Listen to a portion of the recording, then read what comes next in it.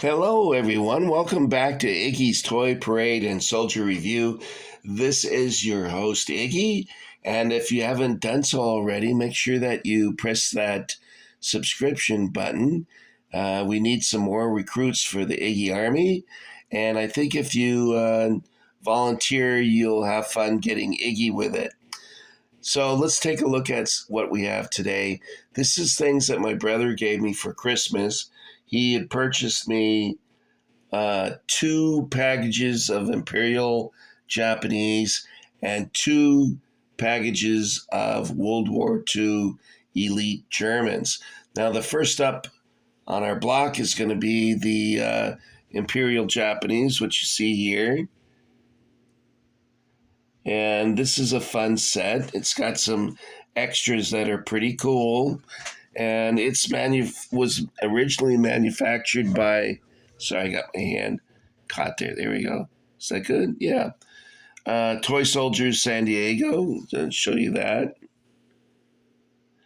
And now this might cause some confusion because McShawn's Closet took over the artistic assets of Toy Soldiers San Diego. And the reason for that is the owners of Toy Soldiers San Diego experienced a grievous family loss, and they decided it would be best if they divulged themselves of the toy soldiers. Now,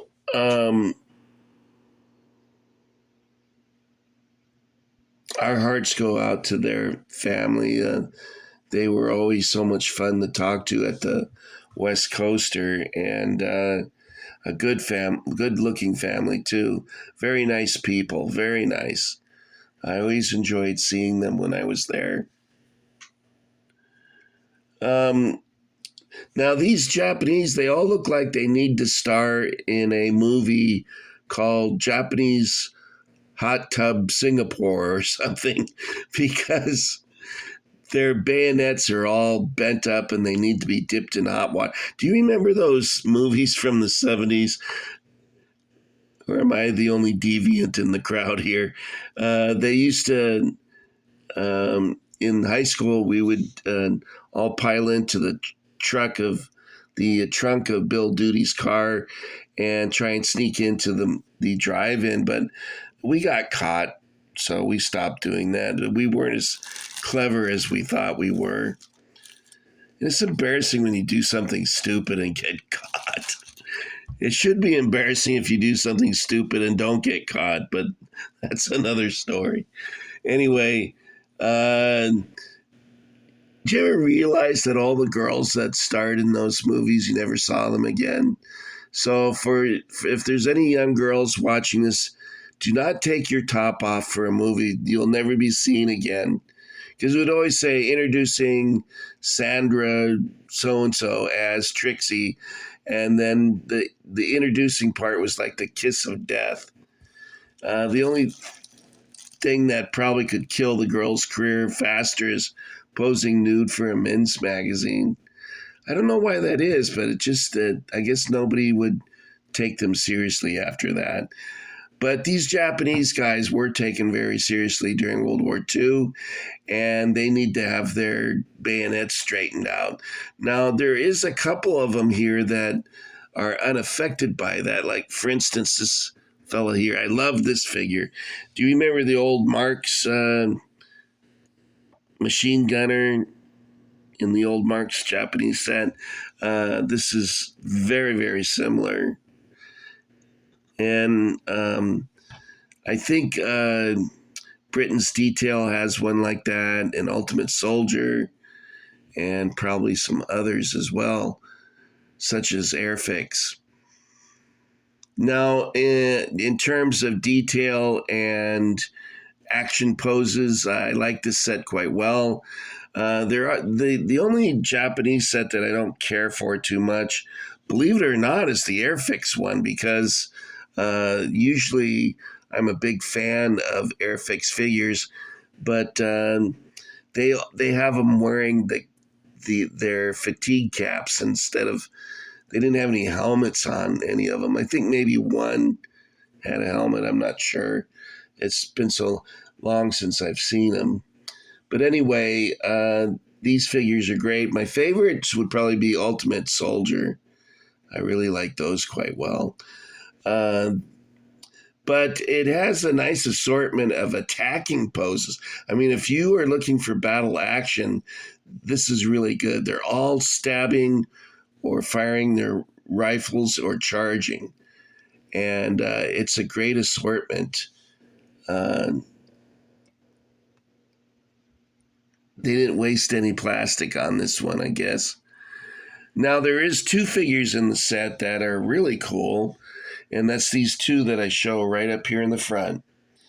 And the reason I like these so well is it's a nice charging pose, but you can switch out. In this case, he's holding the Arisaka rifle at port arms as he's charging, but you can take that off and replace it with a Japanese flag. Not many flags were flown into combat during the 20th century. That was more of a 19th century thing. But I mean, the Japanese did do it in some cases, especially in bonsai charge situations.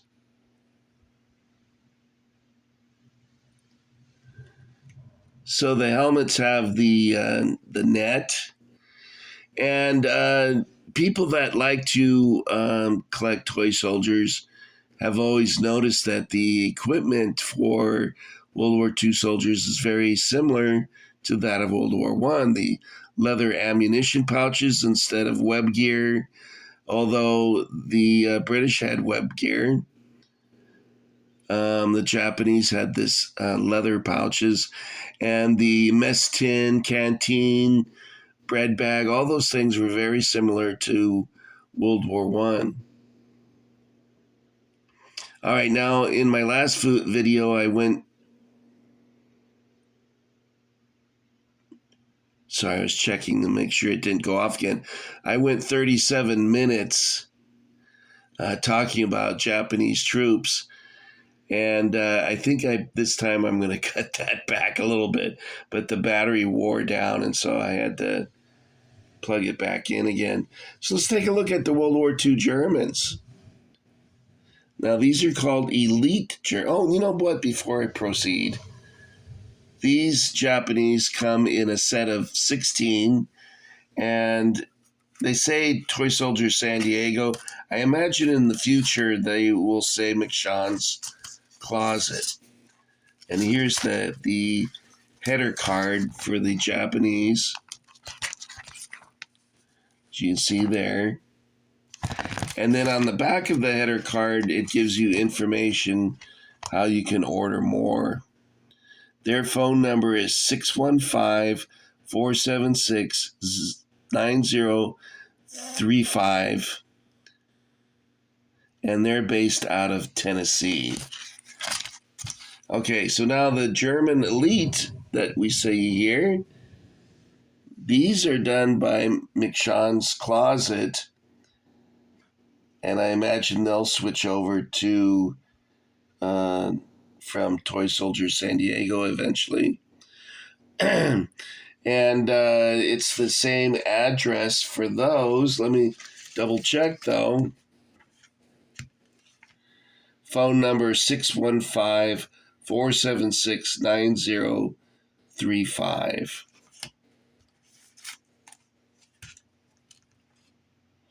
All right, now the Japanese I have here are dated 2019, and the McShawn's Closet are dated 2021. So these are a more recent production.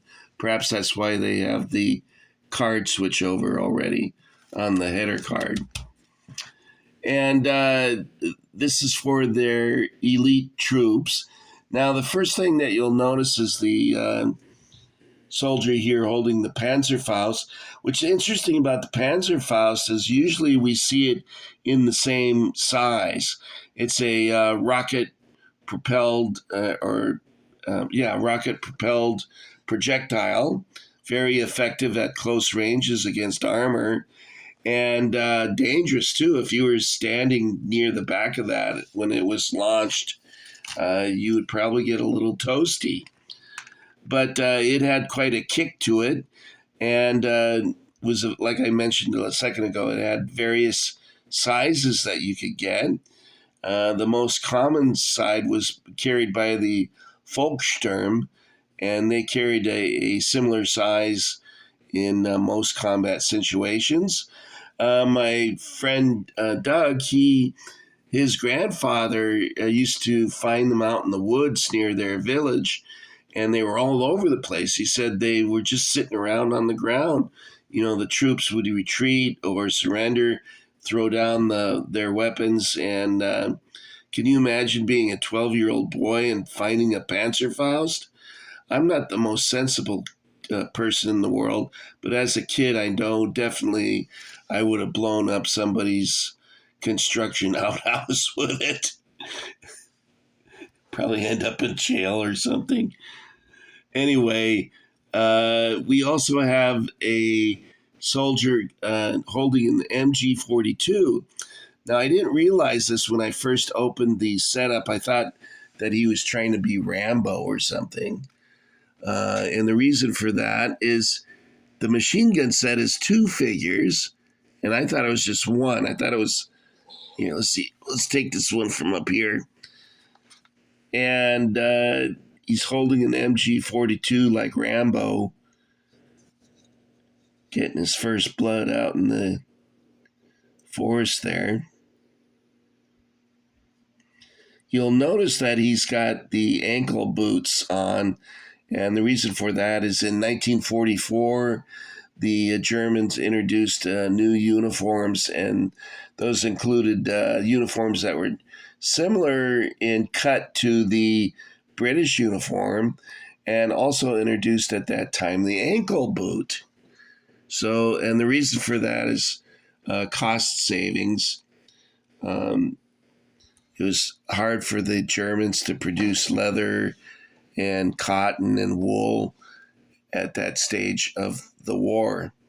Anyway,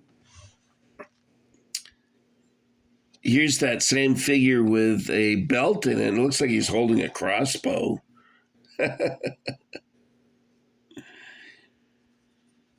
Holding a crossbow there. Not really, but but the reason I didn't know what to do with this is I didn't see these that fell on the floor, and I thought it was a tie down for a bread bag. And so I swept the Cheetos away and picked this up, and I go, wait a minute, that's an ammunition belt. So I put it in there like that, and this is the figure that goes with it.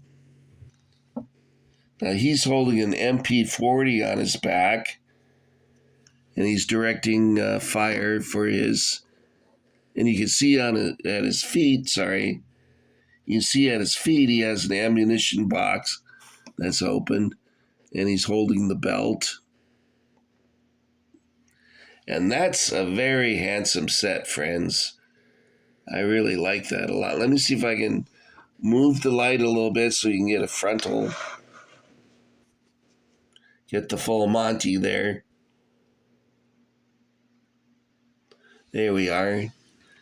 Now there's also a soldier holding an MP43 or possibly an MG44. So what's the difference between the two? Well, one was an experimental model that got released, and that he needs the hot tub too. I want to get in the hot tub with Heidi. Heidi is so good. All right, enough of that. I'm not going to make any of those movies anymore. And it gives you a nice close-up of all their accoutrements. He's wearing a shelter half. He's got the combat harness on. You can see that he's got canteen, bread bag, bayonet, e-tool, mess tin, and he's got his gas canister. And he's I think this is the sniper rifle, which came in clips, magazine clips. Instead of you punching the bullets down, it would come in a magazine, and they would just put that in there. And that's based off of the Mauser 98. I think that was introduced in 1943, but I'm not positive on that. I would have to look at my arms book again. There's the MP43 and the MP44, and how I mentioned earlier is that the 44 was approved for mass production by Hitler, and Albert Speer had gotten the 43 into production, and then using subterfuge. But in 44, Hitler was introduced to the weapon again and decided that he really liked it, so they started producing them. And the German troops really liked those. It looks like the AK-47 might have been, visually at least, based on this weapon. Their PPSH-41 was a good weapon that the Germans also liked using.